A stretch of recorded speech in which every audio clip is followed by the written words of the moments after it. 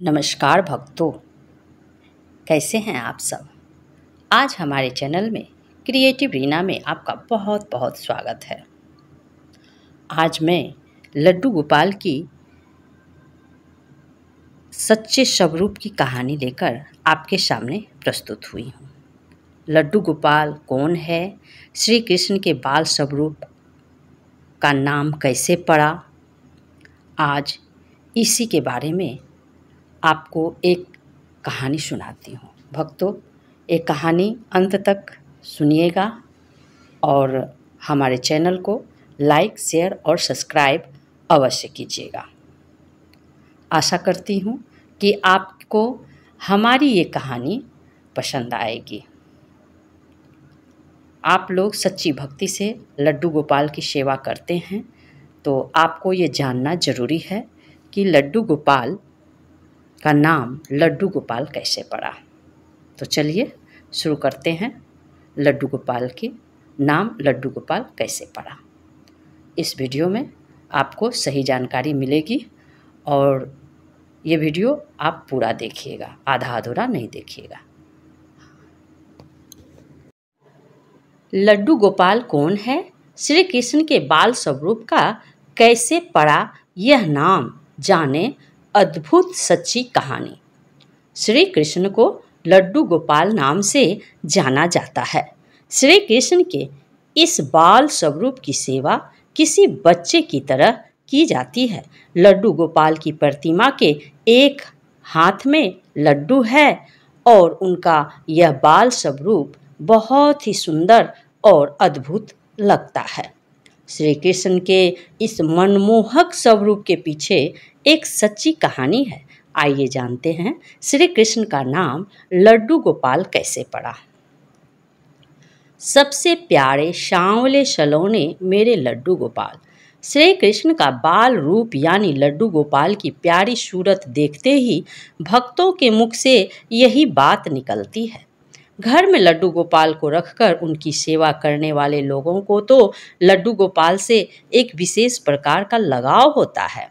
आप भी अगर घर में लड्डू गोपाल को रखकर उनकी सेवा करते हैं तो आपको यह बात जरूर पता होनी चाहिए कि भगवान श्री कृष्ण के बाल स्वरूप का नाम लड्डू गोपाल कैसे पड़ा।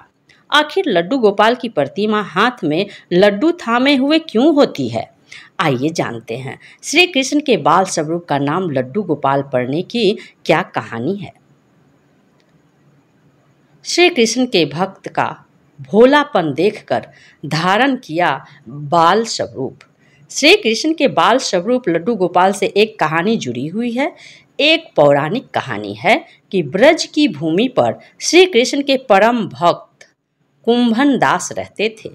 कुंभन दास हमेशा ही ठाकुर जी की भक्ति में लीन रहते थे। कुंभन दास का एक बेटा था रघुनंदन। रघुनंदन बहुत ही सरल और भोला था।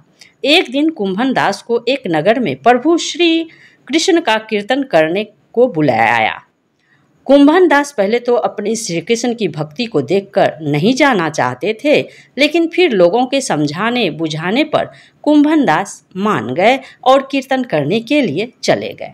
जाते जाते कुंभन दास ने अपने बेटे रघुनंदन को जिम्मेदारी सौंपी कि वे रोजाना श्री कृष्ण को भोग लगाने के बाद ही भोजन करें।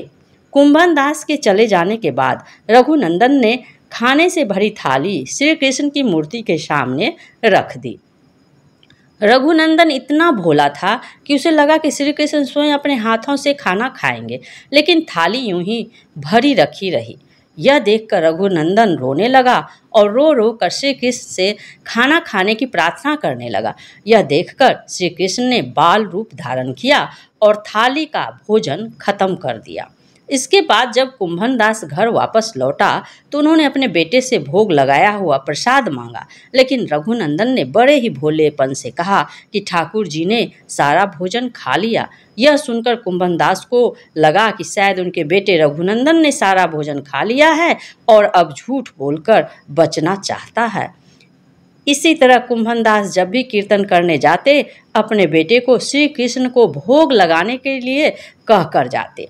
रोजाना भोग का प्रसाद नहीं बचता था और पूछने पर रघुनंदन यही बात दोहराता देता कि सारा भोजन श्री कृष्ण ने खा लिया। इसके बाद एक दिन कुंभन दास ने लड्डू बनाकर भोग की थाली में रखी और बेटे रघुनंदन को भोग लगाने के लिए कहा। कुंभन दास छुप कर देखने लगे कि आखिर सच क्या है। उस दिन भी यही हुआ। रघुनंदन ने श्री कृष्ण को खाना खाने के लिए आमंत्रित किया। श्री कृष्ण ने बाल रूप बनाया और लड्डू खाने लगे। जब कुंभन दास ने स्वयं श्री कृष्ण को बाल रूप में देखा तो वे दर्शन के लिए दौड़े चले आए। उस समय कृष्ण के हाथ में लड्डू और दूसरे हाथ वाला लड्डू मुख में जाने को ही था कि वे एकदम जड़ हो गए।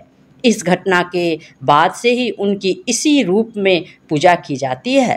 श्री कृष्ण के इस बाल स्वरूप को लड्डू गोपाल कहा जाने लगा।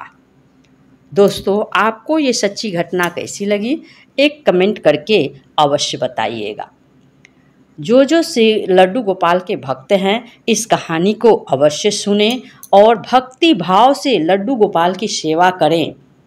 लड्डू गोपाल को भोग लगाएं, इस भाव से लगाएं कि लड्डू गोपाल खा रहे हों। यदि आपका भाव सही रहेगा तो अवश्य ही लड्डू गोपाल आपके घर में आपको दर्शन देंगे। आज का ये वीडियो इतना ही। हमारा वीडियो लास्ट तक देखने के लिए आपको बहुत बहुत धन्यवाद। हमारे चैनल को लाइक करें, शेयर करें और सब्सक्राइब करें। और लड्डू गोपाल के और भी सच्ची घटना जानने के लिए आप हमारे चैनल में कमेंट करें तो मैं आगे और भी सच्ची घटना आपके सामने प्रस्तुत करूंगी। आज के लिए बस इतना ही। आपका बहुत बहुत धन्यवाद।